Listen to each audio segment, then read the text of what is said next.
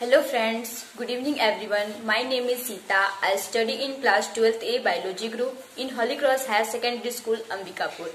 आज का मेरा टॉपिक है अभिक्रिया का कोटि, जिसको इंग्लिश में बोलते हैं ऑर्डर ऑफ रिएक्शन। इस टॉपिक को आप बहुत अच्छे से समझिएगा क्योंकि यह 12th का बेस्ट और इम्पोर्टेंट टॉपिक है। तो चलिए आगे देखते हैं। फ्रेंड्स, हमारा टॉपिक है अभिक्रिया का कोटि। इसको इंग्लिश में बोलते हैं ऑर्डर ऑफ रिएक्शन। पहले हम इसका डेफिनेशन देख लेंगे, फिर इसके कुछ एग्जांपल्स देख लेंगे।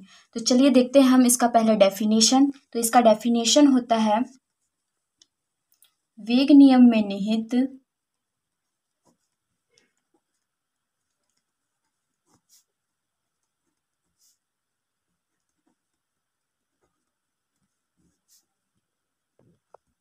सभी अभिकारकों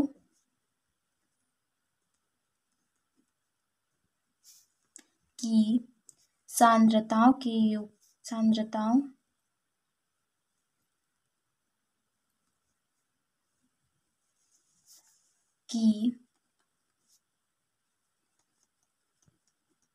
घातों के योग को उस अभिक्रिया की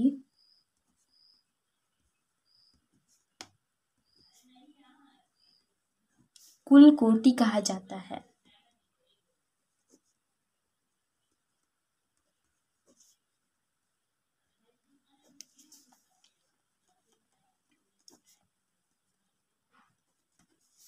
देखिए डेफिनेशन है, वेग नियम में निहित या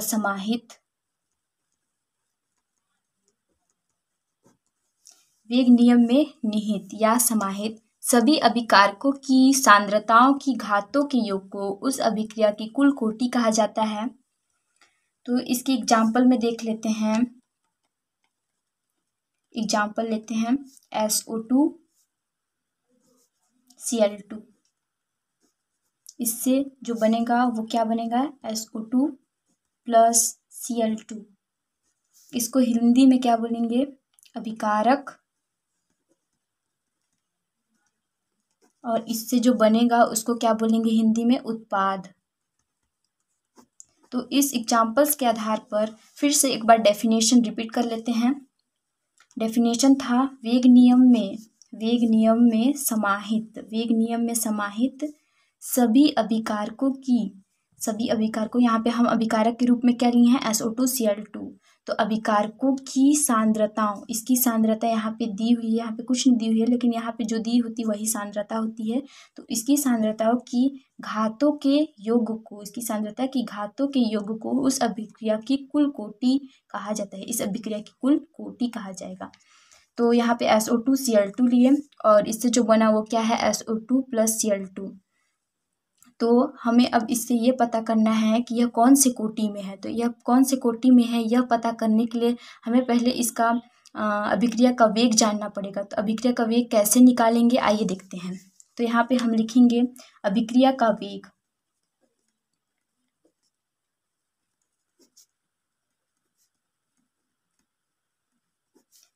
अभिक्रिया का वेग निकालने के लिए हमें एक यहाँ पे नियतांक लेंगे। क्या नियतांक लेंगे, K। और ब्रैकेट में जो हम अभिकारक लिए हैं उस अभिकारक को इस ब्रैकेट के अंदर लिखेंगे। तो अभिकारक के रूप में क्या लिए हैं, SO2Cl2। तो यहाँ पे क्या लिखेंगे, SO2Cl2।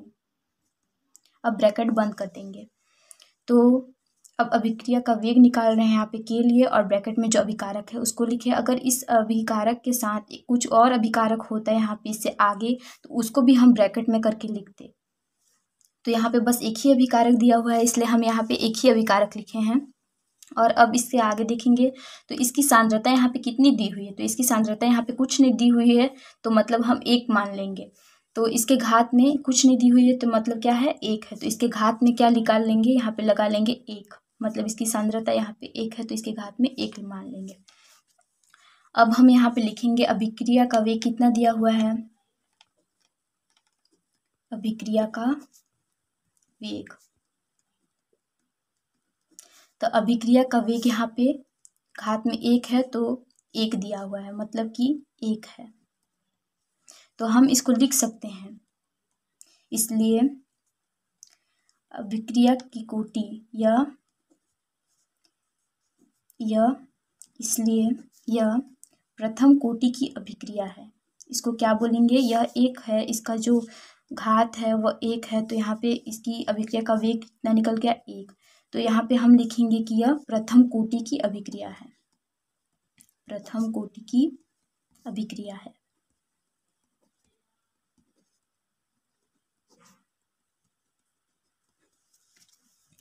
अब दूसरा एग्जाम्पल्स देख लेते हैं।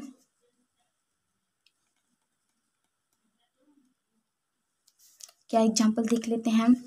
मान लीजिए हम ले लेते हैं 2FeCl3 और ले लेते हैं इसके साथ प्लस SN2SnCl2 और इससे जो उत्पाद बनेगा वह क्या होगा? SnCl4 प्लस 2FeCl3 ये बनेगा। तो इसको क्या बोलेंगे? अभिकारक, और इसको क्या बोलेंगे? उत्पाद।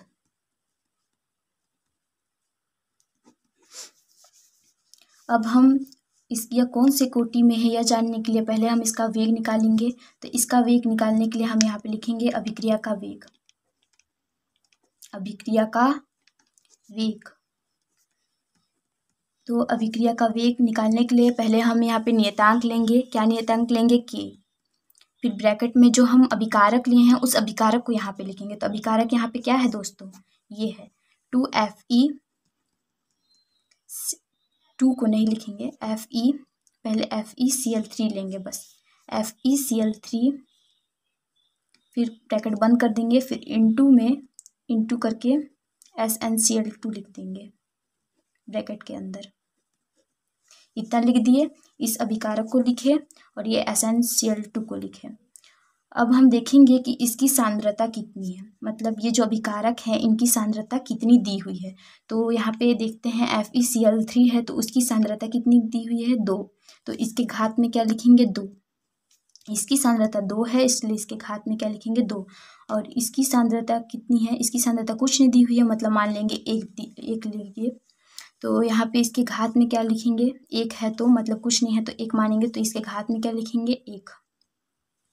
तो अब इसके घातों के योग को, वेग नियम में निहित सभी अभिकारकों की सांद्रताओं की घातों के योग को, इसके घातों के योग को उस अभिक्रिया की कुल कोटि कहा जाता है। तो इसके घात और इसके घात को जोड़ेंगे तो कितना आएगा? 2 और 1 3।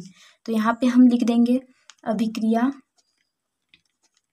अभिक्रिया का कोटि, अभिक्रिया का वेग, अभिक्रिया वेग कितना निकला? 3। 2 + 1 करेंगे तो कितना आएगा? 3। तो हम इसको लिख देंगे, क्या लिखेंगे यहाँ पे? अभिक्रिया का वेग 3 है तो हम यहाँ पे लिखेंगे, इसलिए यह तृतीय कोटि की अभिक्रिया है, यह तृतीय कोटि की अभिक्रिया है।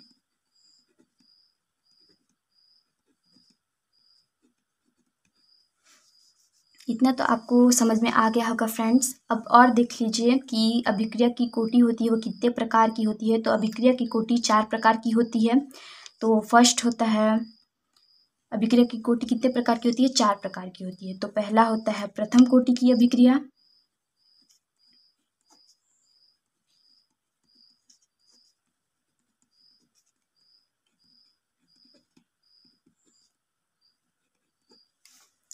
दूसरा होता है द्वितीय कोटि की अभिक्रिया,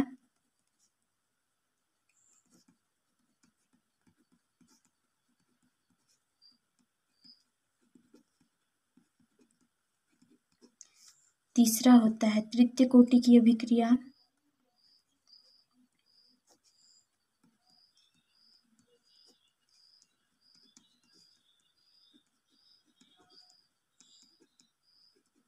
और चौथा होता है शून्य कोटि की अभिक्रिया,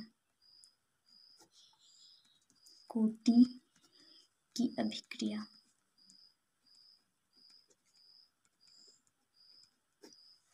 देखिए, पहला होता है प्रथम कोटि की अभिक्रिया, दूसरा होता है द्वितीय कोटि की अभिक्रिया और तीसरा होता है तृतीय कोटि की अभिक्रिया और चौथा होता है शून्य कोटि की अभिक्रिया।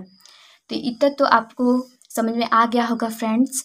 इसलिए अगर आपको मेरा ये वीडियो पसंद आएगा तो प्लीज़ लाइक कर दीजिएगा, और कोई भी प्रॉब्लम हो तो आप दोबारा भी पूछ सकते हैं।